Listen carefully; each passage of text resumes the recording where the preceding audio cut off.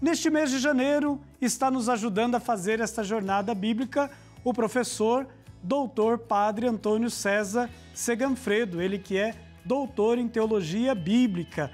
Ele vem nos ajudando aí a conhecer um pouco da infância de Jesus, João Batista, o ministério de Jesus na Galileia, na Judéia, e hoje, concluindo este estudo, nós queremos então falar sobre a morte e ressurreição de Jesus. Por isso, bem-vindo mais uma vez entre nós, professor Seganfredo. Obrigado, Padre Rodrigo. Que bom ter estado e estar durante esse mês de janeiro nesse programa Jornada Bíblica, no qual se aprofunda a Palavra de Deus. É uma honra e uma alegria para mim. Chegamos no final do nosso estudo bíblico e hoje nós queremos falar aí sobre a morte e a ressurreição de Jesus. Por isso, professor Seganfredo, comecemos falando da ceia pascal. Então, assim, a ceia pascal, ela é muito importante em todos os evangelhos, nos 4 evangelhos. Depois nós temos os sinóticos e João, que sublinham aspectos diferentes, mas em todos eles a ceia pascal é fundamental.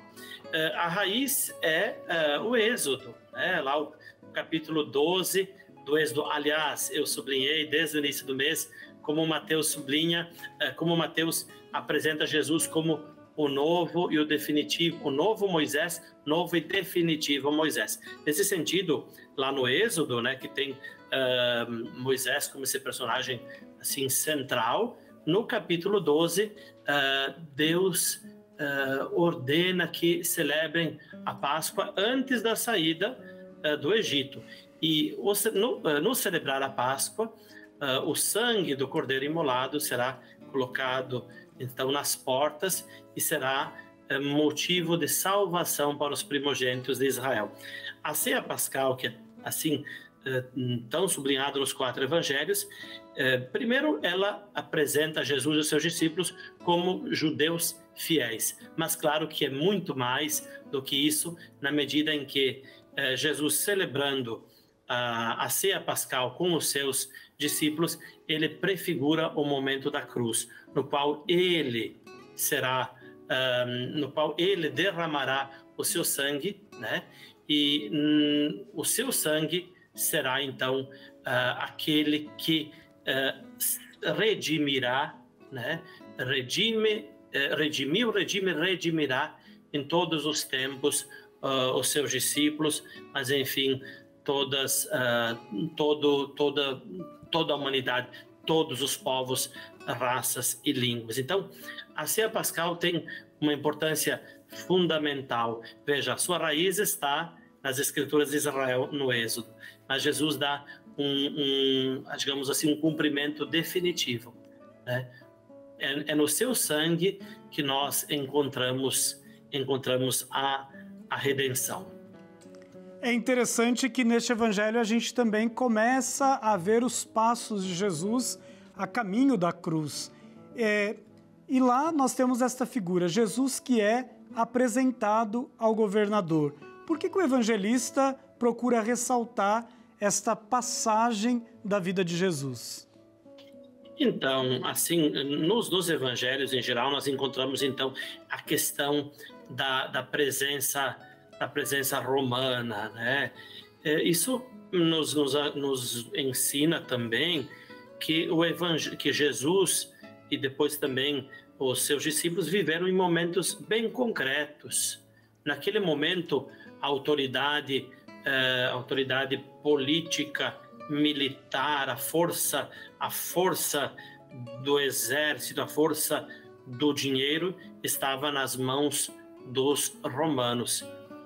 E também do ponto de vista da religião, havia aqueles que compactuavam com os romanos, ou tendo em vista também vantagens, acabavam, como eu dizia, compactuando com os romanos.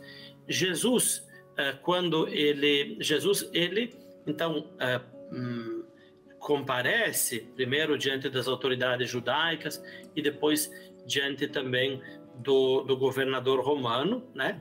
Mas eu creio assim, veja só, Rodrigo, que se por um lado, aqui tem um aspecto da parte das autoridades judaicas de querer colocar Jesus diante do governador romano, né, no caso Pôncio Pilatos, para que Jesus aparecesse como um subversivo, Jesus passa por tudo isso, mas mostrando que o messianismo dele não é um messianismo que passa pelo vencer esse poder de Roma, aí representado por Pôncio Pilatos, com um poder político, econômico, não sei, militar, a força do dinheiro, a força do exército, né?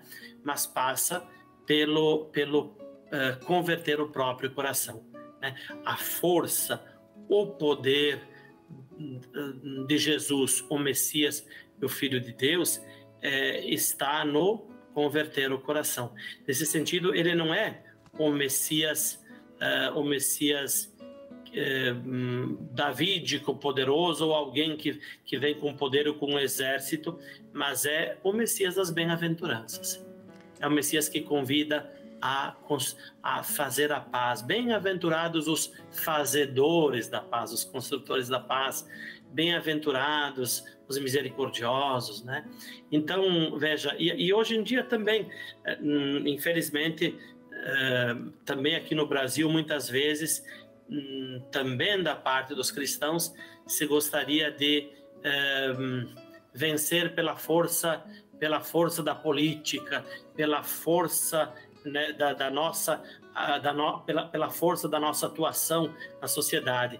Mas Jesus continua nos dizendo que a sua força está pelo mudar o coração de cada um de nós. É a partir daí que nós iremos também construir o reino dos céus, que é o reino anunciado por Jesus. E me permita também uma última palavra, para além da sua pergunta também, Rodrigo, que, assim, eu sempre admiro muito o Evangelho segundo Mateus, no sentido de que em Mateus não há distinção entre apóstolos, discípulos. Para Mateus, todos nós que seguimos Jesus somos seus discípulos. Então, mesmo na igreja, na sociedade, o Jesus de Mateus, ele nos coloca todos como discípulos. Não somos alguns mais importantes, outros menos importantes, não. A conversão do coração nos coloca todos como discípulos de Jesus. É a partir disso que nós podemos mudar o mundo, não a partir da força, da influência, como acreditavam talvez aqueles grupos religiosos judaicos, como acreditava certamente o Império Romano. Seganfredo, neste evangelho também nós encontramos o caminho da cruz. Jesus lá no início vai dizer, olha, se querem ser os meus discípulos, coloca como uma das exigências abraçar a sua cruz. E agora ele mesmo abraça esta cruz e faz este caminho até o Gólgota. Qual é a mensagem espiritual que podemos tirar deste caminho que Jesus faz até o lugar chamado, né, da caveira, o lugar onde ele será crucificado? Então, eu creio, Padre Rodrigo e todos vocês que estão nos acompanhando, que Jesus, aceitando ser fiel até o fim, aceitando o caminho da cruz, ele justamente sublinha o tipo de messianidade dele. Porque lá, bem no início do Evangelho, aliás, Mateus começa justamente apresentando Jesus da descendência de Davi, né? Porém, o modo como os judeus esperavam, assim, o modo mais comum é que esse descendente de Davi, que viria, justamente o Messias significa ungido, esse descendente de Davi seria alguém que viria libertar o povo de toda a opressão, mas pensando especialmente do ponto de vista da força militar, da força econômica. E quando nós vemos Jesus condenado à morte, carregando a sua cruz, crucificado, quer dizer, nada mais diferente do que a imagem, assim, nada mais diferente do que aquele Messias glorioso que os judeus talvez esperavam, era a espera mais comum. E aqui eu creio que eu quero sublinhar de novo o que eu dizia na reflexão anterior, né? A força de Jesus enquanto Messias, né? Enquanto Filho de Deus, não é a força do dinheiro, do exército, né? Mas é a força daqueles que procuram, como discípulos e discípulas, viver o espírito das bem-aventuranças e produzir frutos, né? Aqui sim nós vamos construindo o reino de Deus. E veja que Jesus não simplesmente, ele anuncia, mas não simplesmente anuncia. Ele é fiel e fiel até o fim. Seganfredo, a gente está concluindo hoje o estudo do Evangelho de Mateus e nós vamos continuar a estudar os outros evangelhos. Em poucas palavras, como a gente pode dizer a diferença de Mateus para os outros evangelhos? Então, olha, todos os evangelhos, cada um dos evangelhos tem assim uma riqueza enorme, né? Em relação ao evangelho, falando do evangelho segundo Mateus, eu creio que tem a questão do discipulado. Mateus nos diz assim: nós somos todos discípulos de Jesus, né? E esse discipulado vai sendo vivido na medida em que nós colocamos com a ajuda do Pai, né? Não sem a ajuda do Pai, com a ajuda do Pai em prática o espírito das bem-aventuranças, né? Então vamos lá ler com calma de novo o capítulo 5 de Mateus, né? E o Jesus de Mateus também no caso o Evangelho de Mateus é também assim muito significativo na medida em que Jesus ele diz assim: estou convosco todos os dias, enquanto houver dias, enquanto a história continuar. Então esse discipulado que nós vamos realizando, que muitas vezes não é fácil, não é um discipulado que nós realizamos sozinhos. Não, Jesus está conosco, né? Enquanto os outros evangelistas apresentam assim Jesus que ressuscita, né? Mas Mateus ele sublinha esse aspecto. Jesus permanece com a sua comunidade. Jesus permanece com os seus discípulos todos os dias. Isso nos encoraja a continuar a nossa caminhada para viver o espírito das bem-aventuranças, a nossa caminhada em modo bem concreto. Eu estava com fome e me desses de comer.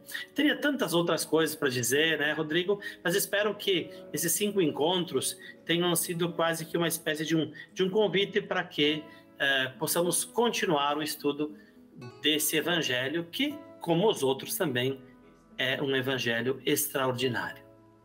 Seganfredo, muito obrigado pela sua participação neste mês de janeiro, por ter nos ajudado a fazer esta jornada bíblica e, com certeza, sementes foram lançadas e agora precisamos cultivá-las. Frutuoso ministério como professor no nosso querido ITESP neste ano de 2024.